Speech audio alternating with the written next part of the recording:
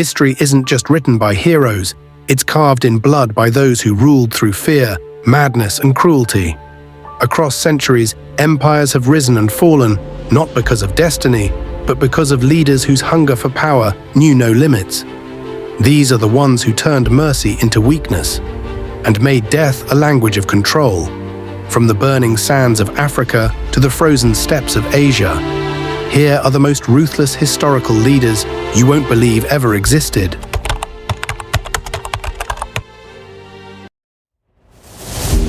In the early 1800s, the island of Madagascar trembled under the reign of a single woman, Queen Ranavalona I. To her people, she was the protector of tradition. To history, she was the Mad Queen. She ruled with an iron fist for over 3 decades, sealing the island from the outside world, banning Christianity, and executing anyone who defied her word. Her punishments were nightmarish. Thousands were forced into deadly labor. Prisoners marched through jungles filled with disease and starvation. And her infamous Tangina ordeal forced suspects to swallow poison to prove their innocence. By the time her reign ended, over half of Madagascar's population had vanished. Yet in her twisted way, Ranavalona believed she had saved her kingdom by drowning it in fear. Before there was Genghis Khan, there was Timur. Born in the 14th century in Central Asia, he was a warrior whose ambition burned brighter than mercy. He called himself the Sword of Islam. The world would remember him as Tamerlane, the builder of towers, made of human skulls. From Persia to India, his armies left entire cities in ruin. In Delhi alone, he slaughtered more than 100,000 captives in a single day. His empire stretched from the Mediterranean to Mongolia, but his true legacy was terror. Witnesses wrote of pyramids built from severed heads, of rivers running red with blood, and of a man who smiled as the world burned before him. When Tamerlane finally died in 1405, his tomb carried a curse, a warning that said, "Whoever opens this will unleash a conqueror worse than me." And in 1941, when Soviet archaeologists opened it, Hitler invaded Russia the very next day. Coincidence, or the wrath of a man who never stopped conquering, even in death? Rome, once the heart of civilization, became a playground for madness under the rule of Emperor Nero. When he rose to power in 54 AD, he was young, charming, and full of promise. But behind that charm was a monster wrapped in silk and gold. Nero's cruelty knew no limit. He ordered the murder of his own mother, Agrippina, and kicked his pregnant wife to death in a fit of rage. He burned Christians alive to light his garden at night, calling it the most beautiful illumination of Rome. Then came the Great Fire of 64 AD. As flames devoured the city, Nero stood on his balcony, playing his lyre and singing of Troy's destruction. Thousands died, but Nero saw poetry in their screams. In the end, when rebellion closed in on him, Nero slit his own throat, whispering, "What an artist dies in me. A madman, a narcissist, and a god in his own mind." Rome would never forget his name, or the smoke that followed it. From 1971 to 1979, the heart of Africa was ruled by fear. And that fear had a name, Idi Amin. He called himself the last king of Scotland. The world called him the Butcher of Africa. A former soldier turned dictator, Idi Amin ruled Uganda with blood-soaked arrogance. He ordered the massacre of political opponents, expelled over 80,000 Asians, and filled rivers with corpses, saying the crocodiles never went hungry. He would appear at public events dressed as a king, laughing as entire villages disappeared. He kept human heads in his freezer and once boasted, "Greater than in Uganda, there is freedom of speech, but I cannot guarantee freedom after speech." By the time Amin was overthrown, more than 300,000 Ugandans were dead. He fled to Saudi Arabia, living out his days in quiet luxury, a monster who never faced justice. Even in exile, those who had seen his eyes swore they still saw blood behind them. From ancient emperors to modern tyrants, cruelty wears many faces. But the deeper we go, the darker it becomes. There are names that time erases, and then there are names that haunt humanity forever. One of them is Adolf Hitler. Born in Austria, 1889, he was a failed artist who turned rejection into hatred and hatred into ideology. By the 1930s, he had risen to power in Germany, preaching a vision of purity, one built on genocide, war, and domination. Under his rule, the world watched a nightmare unfold. The Holocaust, over 6 million Jews murdered in concentration camps, cities reduced to ash, nations torn apart, millions dead in the name of a delusion.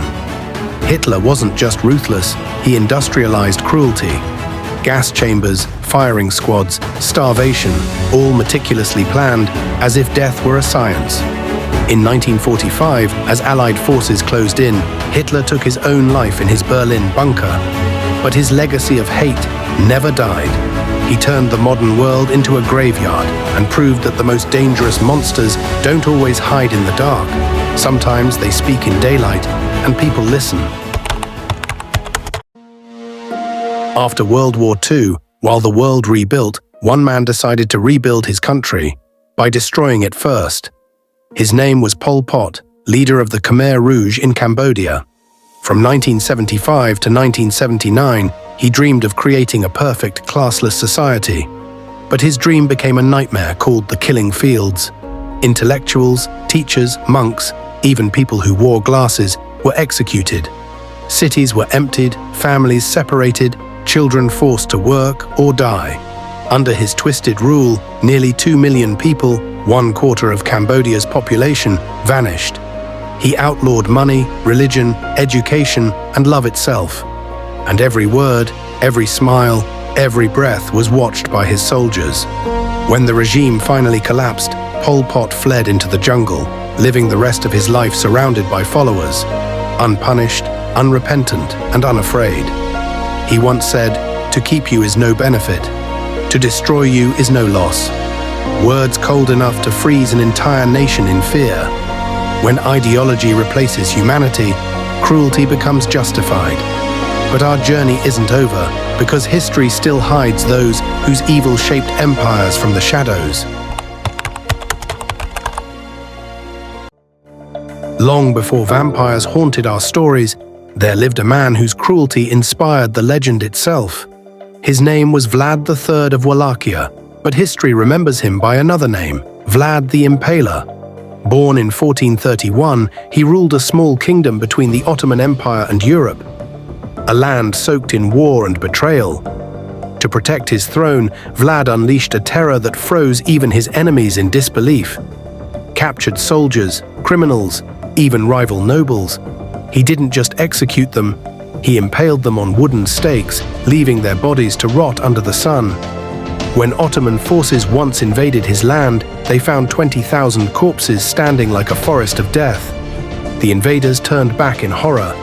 Vlad saw himself as a patriot, a ruler defending his people through fear.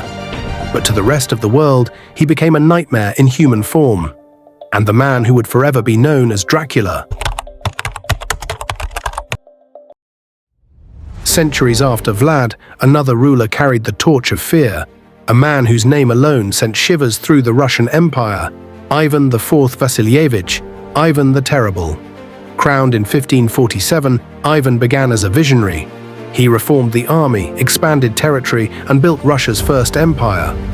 But power has a way of poisoning the soul, and Ivan's power turned him into something far worse. He created a secret police, the Oprichnina, who dressed in black and rode through towns slaughtering anyone accused of disloyalty. He ordered entire cities destroyed, burning men, women, and children alive. His paranoia consumed him so deeply that one night, in a fit of rage, he struck his own son to death with an iron staff. When he realized what he had done, he screamed until his voice shattered. Ivan died haunted and alone, whispering prayers no one heard. Russia had gained an empire, but lost its soul. Some ruled with swords, others ruled with silence and fear, but the final two ruled entire worlds and drowned them in suffering.